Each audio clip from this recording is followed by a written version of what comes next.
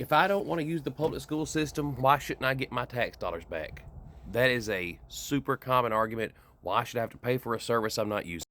And it's sometimes hard to address this without sounding like you're being condescending or talking down because it really is a silly point they're trying to make and they just haven't thought through it at all. But it's like saying, I'm not going to call the police. I've hired a private security group, so I want those tax dollars back that would have gone to the police.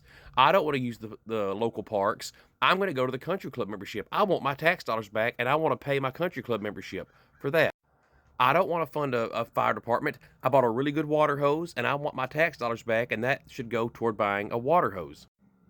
I don't want to use the highways. Why am I having to fund the public road system? When you start putting it like this, you hear how ridiculous it sounds. Okay? We're trying to have a society here, and you may have grievances with the public education system or the police or the highway department. That's completely fine. But the notion that because you don't specifically like it or don't want to use it does not mean we're not still trying to build a society here.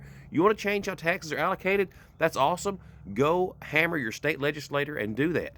Okay? But this notion of because I don't have kids in school, my tax dollars shouldn't go toward the school system, first of all, is a completely fundamental misunderstanding of how taxes work, but also a misunderstanding of that we're collectively trying to have a community here. End of lecture.